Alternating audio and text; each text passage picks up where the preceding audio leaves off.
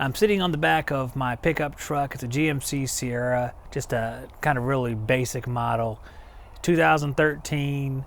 I bought this truck a little over a year ago, and at that time I was going to actually start doing service, installs, all sorts of stuff, but COVID came along and kind of put a hindrance on that plan, so I've kind of modified that, but I've returned to doing service calls. I'm not really interested in doing installs. I never really have been interested in doing installs, but I'm doing service, and I ran a service call today before Mallory's softball game, the final game of the season. I changed out a high pressure switch and replaced the top of a hood, which is an enclosure that goes around ductwork for a package unit put on usually it's a residential, but it can be a commercial application as well. Just depends on how you're doing it.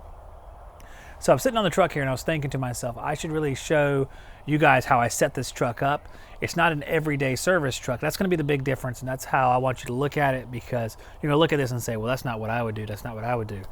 The idea is I build a modular system, and I just want to show you guys how I did it, just for the heck of it, I guess, just to have a little fun. And you can see what kind of tools I'm using, and you can comment what you think. What can I do differently? What did you like, maybe? Just put it in the comments, or if this is a part of a live show, in the live chat. So let's take a look at some of the stuff that I did, and you guys can give me your feedback. I have my DeWalt crowbar, and a crowbar is a place where ravens drink alcohol. That's a good one. All right, it's a horrible joke, and I'm sorry, and I apologize. I have totes. I have these Husky Totes with the clear tops. I really like them. They're a little expensive. These are about 30 bucks a piece, but I really like them. You can see what's inside. They're pretty durable. And what I have in the first one here, I'll get a little bit closer. We'll take a look inside. And this is my copper box. We have the NAVAC NTF 66 flaring tool. It's like it's an orbital flare. You see that right there. Let me go real quick through this stuff. The NAVAC NTE11H tubing expander. We've seen that enough times that we know what's going on with that. Beneath that, I have my Keter box full of copper fittings, access fittings, elbows, pistons. A lot of them are Danfoss pistons. Just a whole lot of different stuff for copper. I have some Teflon tape in here. Typically I put this in the PVC tray there. So I'm not going to go through every little thing. And of course, we have some refrigeration technology stuff that has to do with brazing. Big Blue for when I have to check leaks. We have the heat blocking gel. And we also have pan and drain treatment, which I guess doesn't technically belong in here, but whatever. I also have the new Yellow Jacket Deluxe Alloy Ratchet Bender Kit. Big difference being that this bender has the metal shoes or dies instead of the plastic ones we used to. On the plastic ones, they used to get routed out in a little square here, and they get real loose all the time. So this is a nice upgrade. Let's see our next box. We have test instruments and some of the vacuum stuff, like the NAVAC 4CFM pump. Let's open that up real quick. I have the Yellow Jacket Bluetooth scale. Down here, this is the 4CFM NAVAC battery vacuum pump. I have to charge those batteries actually. Filled piece micron gauge, UEI dual port manometer, DTEC Select leak detector, one True Blue hose with core remover, and then the new, which I haven't got a chance to use. Oh look, I ruined it already. Might as well get rid of that. It would have been the AccuProbe leak detector from Yellow Jacket, but it's still in there. The paper doesn't matter. So that's test. Well, it's a test instruments a little bit, and then just some of the vacuum and charging stuff. All right, here is just electrical supplies, and we can see inside here there's a lot of randoms. Thermostat wire. This is 18/8 wire because we're in heat pump land. There is some, I think this is number 10 stranded wire. Have some conduit, flexible conduit. Some more number 10 looks like. Some split loom. One of those pre-made whips. Let's see, and I haven't robbed any of the pieces off of it, so that's pretty good. I have another Keter box down here at the bottom with various electrical fittings, conduit fittings, things of that nature. So pretty simple. This is electrical stuff. I want to add maybe a disconnect to this and a little bit more wire. But everything's so expensive right now, it's almost that if you don't have a need for it, it's hard to go out there and buy a bunch of stock just to keep. And I will say this, the only issue I've had with these Husky containers is sometimes this seal, this waterproof seal, has become loose and you have to put it back in there. So you could actually glue it back in there, I guess. I'm kind of lazy. I just tuck it back in there so I can do it again another day. I always ratchet stuff down, probably excessively. I like things to be very secure. I had some metal on top. I don't want it to come off. Have my ladder on top. Go ahead and take our metal in there. Go ahead and take a look inside of this box right here. Then we can slide it back to the back. This box is battery power tools, bits, screws, things like that. I have this Husky container with Sawzall blades and jigsaw blades. The Sawzall blades I recently bought were Milwaukee. They seem pretty good. And I have some Diablo jigsaw blades, which seem like they're decent too. Ryobi 18 volt circular saw. I have the turbo shears on the Ryobi, which I actually used on the call today to make the hood top. I have a Bauer drill, which is Harbor Freight, but this drill actually seems pretty good. In fact, I like this drill better than the Skill 20 volt drill that I was using as a service drill. This one is definitely more powerful and has more RPM than that Skill drill, which I like. It's better for drilling and putting in sheet metal screws. Largest battery that I carry for these tools is 3 amp hour, which is kind of small. I do like these Ryobi 3 amp hour batteries, but I do need something bigger. But a lot of the tools I have don't require that. I do have a jigsaw. It's brushless. It's a Skill jigsaw. I like this. It takes 20 volt battery, and I like their batteries because they have little USBs on them. You can charge your phone or something like that if you have to. This is one of those batteries. You have a tester here on one end. Looks like we're 3 out of 4. And this one actually doesn't have the USB on it, but there's USBs on some of them where you can peel it out and plug it in. I must have left those in there with the other Skill tools. We have one container for bits, screwdriver bits. One day I went through all my trays and tried to empty out all the bits. You guys can imagine, it's horrendous. So this thing is just full of different bits, and there's another one that's full of different kinds of screws. I have 16D nails if I have to build a platform or something. I have the little, I don't know what they're called, like I have those, like a spline screw, like decking screws that have the little spline or the torque fitting instead of a Phillips so they don't strip out. I have some of those. Actually, I prefer to build stands with those because then it doesn't flex and pull the nails out. So that's my power tools, and they're all battery, and I love them. I love battery tools. I try to use battery stuff as often as possible.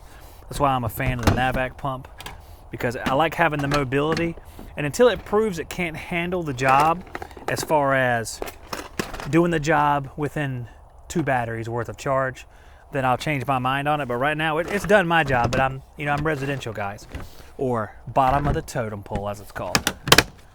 Here's where you guys can start judging me if you like. I have a little wooden rack with my nitrogens, which are both completely empty, which I found out today on the call. Thus we charged it with 68 pounds of pressure to test it. Recovery cylinder right here with a trace amount of 410A in it. Everything I could get out of it to put back in the machine I did, but there's probably a couple pounds of 410A in there. I should have used a recovery machine to pump the refrigerant back into the machine, but I didn't because I am a loser. Oxygen acetylene needs a few upgrades on this, but that is the rig that I have right now. And of course, we have, I don't know why I said of course, like there's some tape, panduits, and drain fittings. Everything out here can be left. It won't get wet on the inside as long as I shut the lid all the way. So that's why I like it. Of course, you can see my lovely ladder right there. I use a 6-foot ladder. I know all the jobs I'm going to. If I were to get a client, like I'm like an ad executive, I guess. If I were to get clientele that required 8 or 10-foot ladders, I would carry one. But I do not have one of those, so I have a 6-foot ladder. I have a 4 as well in the shop, which you can see right here. I don't know if you can see that or not, but there's a 4 in there. They're in the back. I'm super paranoid of things flying off the back of my car, so whenever I strap the ratchet straps across this in a crisscross pattern, I still wrap another strap around it that holds onto those straps. And it's just the way I am, but you know what? Nothing ever falls out of my car, so that's a success. I can't say that for the rest of my family. My father actually dropped a Carrier air handler out of his truck. That was for my job, not his. The blower actually kind of slid out of place, but the air handler was actually fine. He didn't take it back. and he drove it all the way up to my job 40 miles away. So inside of this large container, I have some drop cords. I have the DeWalt vacuum, 18 volt XRP battery, an older battery. I have the coil gun in here, R22, R410A. I also have like some miscellaneous things. I have some coil cleaner, the caulk gun and the caulk is in here. I have this 2-foot level that is brighter than it's like Liberace's level here. And this stays on my truck all the time. I just leave that there all the time because it's so heavy to take on and off. And you know, I just leave it here because it's not that big of a deal to have this on there. And my front seat's kind of nasty right now, but I have the Vito OTMC, I think is what this is. OTMC. I'm gonna go with that. It's my main service bag. I didn't realize I had my mirror in here. I could have used that earlier. There's the top of the hood panel that I ripped off. I carry this is my trash bucket. It's got my trash in there, so I'm just dumping in the big trash can at the shop when I get back. At the very bottom there is some hand tools, and this is the P51s. And I have a charger that plugs into the back of this that I plug into the cigarette lighter in here, or the cigarette spot, which I guess isn't a lighter. It's more of a power source, because I don't think they even call them cigarette lighters anymore, because that's not woke. I don't know if that's exactly true, if that's what wokeness is. I'm still trying to figure that out. I have a double stack here because my son's seat is in here. If my son's seat is taken out, then I can put these side by side, or whatever. On the top is just various rolls of copper going from 3/8 to 7/8, and I have some pieces of 1 1/8 just in case I run into that.